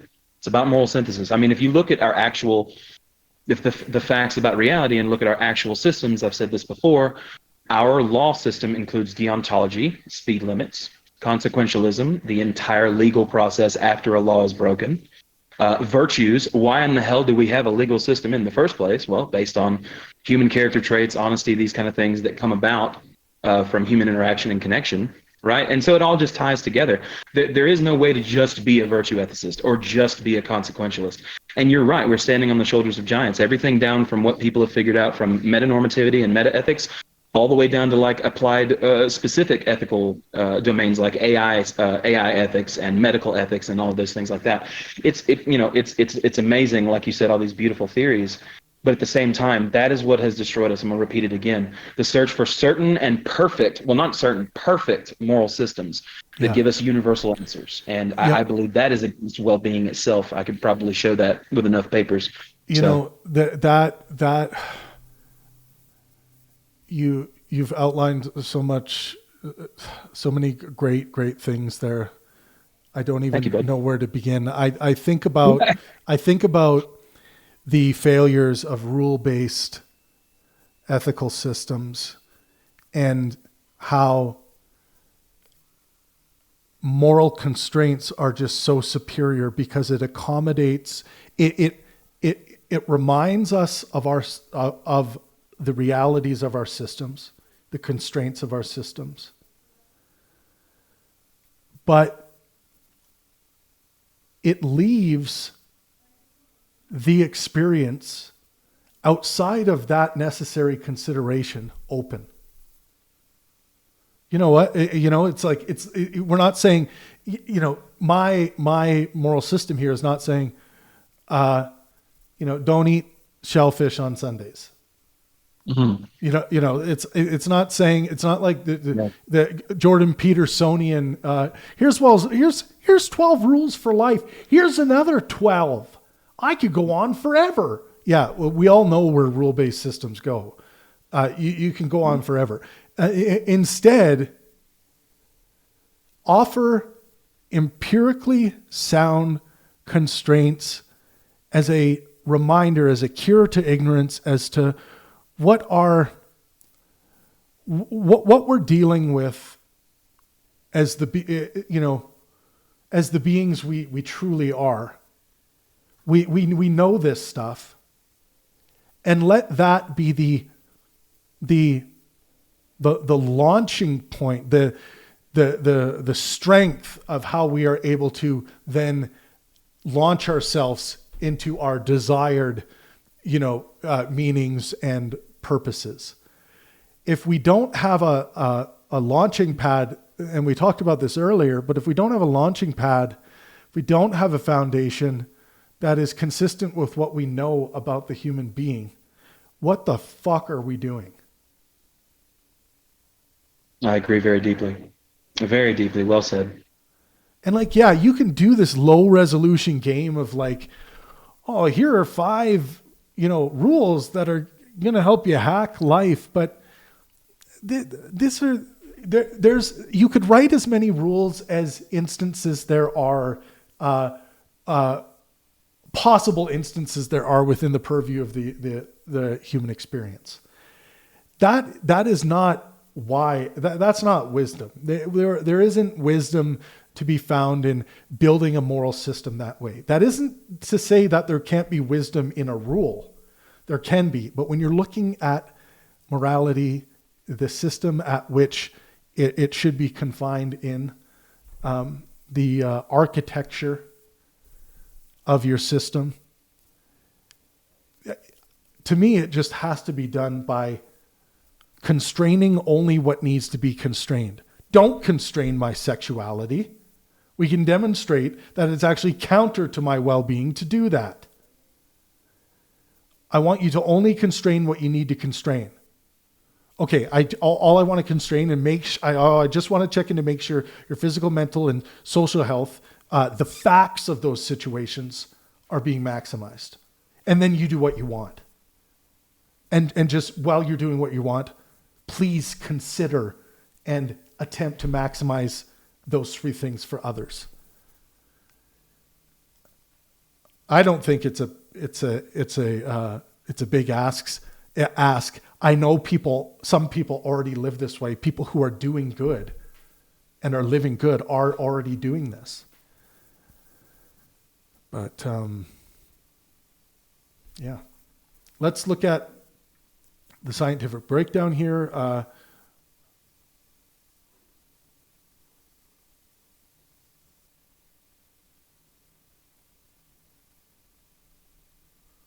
I don't think we need to in that. We already went through it. So the core claim of this section was that historical approaches to well-being each captured partial truths, but failed when treated as complete moral accounts.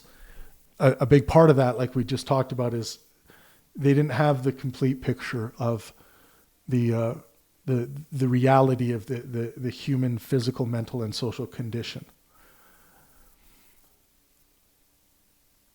Well, I think what we'll do is we'll stop there, because we're then going to get into the biological and psychological constraints on well-being for the next section, which will be a fantastic way to begin. Does that sound good with you guys? Sounds absolutely wonderful. I love the plan of you doing all this. I think it's great.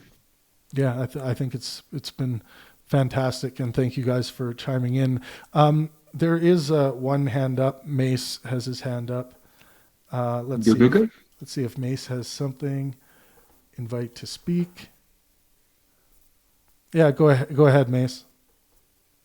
So, under your philosophy, is it necessarily immoral for one to partake in an act of cannibalism? Well, I would break morality into 2 sections, right? We're going to have assessments of goodness, badness on one side, and then righteousness and wrongfulness on the other. Now, is it ever a good thing within my worldview to eat other human beings? No. And the reason is because of the impact on my well-being, physical, mental, and social, and the impact on those around me as well. We can talk about the physical impact of is more of like how my mental health might be served based on the realities of cannibalism happening, and this is purely born of my sentiments. So my sentiments and preference in this case would be, I think that is a bad thing to do because of how it makes others feel. Much like the same arguments I would make about, like, let's say one that I've heard that is along the same lines is like, why don't we just allow AI systems to create child pornography and allow that to be free, and they would just create it out of like some kind of system that would never create it from any real child that's ever existed. Why? Well, because I think it's disgusting. It causes detriment to my mental health, even thinking about living in a world that allows that. And many others would share that same feeling, that same sentiment. Now, that's the good and badness side. So eating other human beings, bad. However, and also the impact it would have on our health, the things that we know about the impact it would have on our health physically as well is another consideration. And then the social thing was intertwined into that as well. And then the other side of it is the righteousness versus wrongfulness. So are there situations where, even though it's bad to eat other human beings, do I think one could be righteous in eating another human being, like in a survival situation? Yes. So if you had a plane crash, everyone around you is cut in half and dead, and you're trying to survive. You hear helicopters overhead. You're like, how am I going to survive? I've been out here for days. I'm starving. And you start cannibalizing and eating other people's flesh.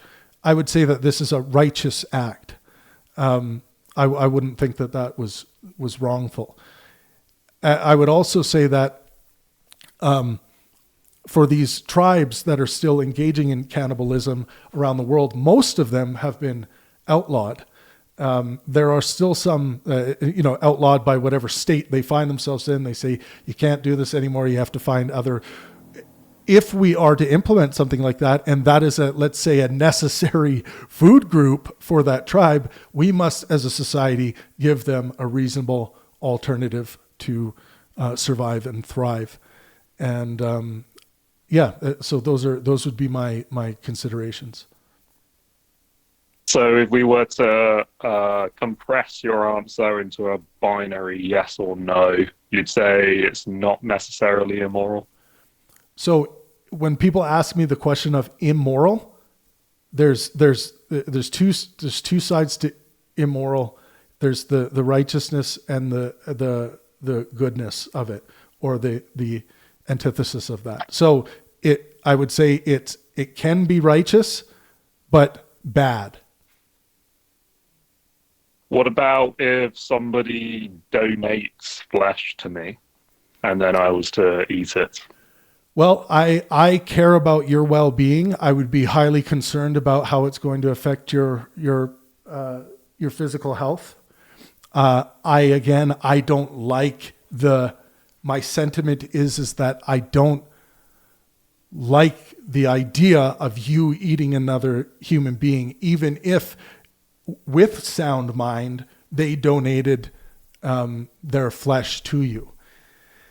So one thing I will say though, if there, I'm not a moral absolutist in any sense. I'm a fallibilist. So if there was a particular situation where we could create some kind of lab grown human meat or something, and it just turns out that human meat is way easier to grow in the lab or something, and we can feed lots, and then human meat became more normalized, I think my sentiments would probably change and adapt with society as well. So, I'm open to these particular moral instances and questions, to someone giving me a particular scenario where I would change my mind, and I surely would, given that the physical, mental, and social health detriments were eliminated. I feel like your answer is probably going to be no, but I mean, just in case, if I was to serve you up some ethically sourced human steak, would you be tempted to try it? Would I be tempted to try it? I don't think I would be tempted to try it, but I would be curious. Definitely. I would definitely be curious. I've watched some of these worldly cooking shows where people go around the world, and this one guy sat down with some cannibals. I don't think he tried the human meat, but he saw them eating the human meat, and he was pretty curious about it, but he was freaked out by it at the same time. So I think that would be similar to my sentimentality for sure. So I mean, I would say, maybe, I'm not sure I would be tempted, but if I was starving, like I would feel righteous in eating human meat if I didn't have to kill for it, or it was in one of those scenarios where I was, in the plane crash. But, if I was in a plane crash with family members, this might become more morally interesting. And my family members were laying there dead, and and I was starving to death. It's hard for me to imagine being able to eat a family member. I sitting here in the warmth of my own home, in this comfortable position, I would say I would rather die than do such a thing. But it's very difficult to understand the psychological impact and the nutrition necessity when that gets depleted, what starvation does to our decision making and our sentiments, what it can do to our sentiments. So yeah, interesting question. Thanks. Yeah, that was my question. So cool. Yeah, fair enough. Thanks, Mace. Thanks for the question. That was cool. It's not the these are not straightforward moral questions. There's a lot of things to consider, and that's like a lot of moral dilemmas in life. Trying not to die. Okay. Well, yeah. Thank you so much, Thomas and Perry. That was awesome. You guys still with me? We love you. We love you. It was very awesome. I had an amazing time, and I totally agree, man. Like, this is what we do. Yeah. Well, that was a great first session on well-being. We're going to get into praxis and, of course, the psychological considerations and cognitive limitations next session. But thank you all for joining us. Thanks for the question, Mace. And next Friday we'll be recording another session, and deeply appreciate it. Thanks, guys.